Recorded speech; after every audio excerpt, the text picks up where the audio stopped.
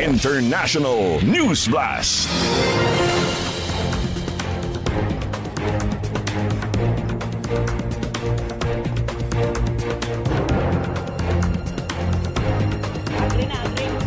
Agree.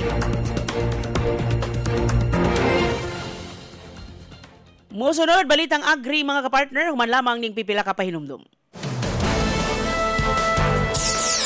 Sumasambulat sa buong Pilipinas.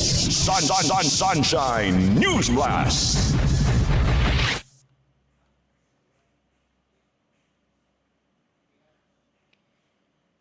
Ayaw na yung pag-ads kay recorded raman ni. Ay, ikat man di ay no. Inzomo man siya organic disinfectant ug odor control nga gamit namo sa among manukan kada human namo og hinlo kada human namo og habo sa mga iti amo dayon na siyang butangan ani dili siya i-direct og butang namo siya sa sprayer mixan na siya og tubig dayon i-spray din siya diha sa portion nga gikuan na nimo siya sa hugaw kunya nakandot ani niya kay odor control ni siya o wala jud kayo ni siya baho dili ka baho kayo ang mga iti mo nang bisan sa among mga bisita diri sa manukan makaingon sila wala jud baho ang manukan unya last na po siya langaw bisan sa taas wa jud kay makita nga langaw dito Mga balita, impormasyon, serbisyo o inspirasyon dinhi lang sa DYAR 765 SMNI Radio Cebu.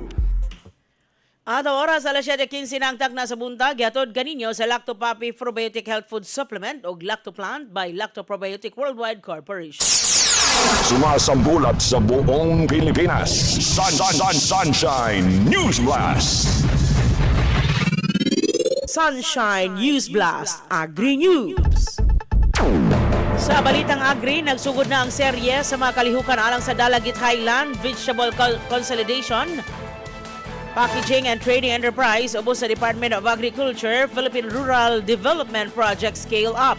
Kumong sa proyekto ang pagpaligon sa pagtipon na pag-impake o pagbaligya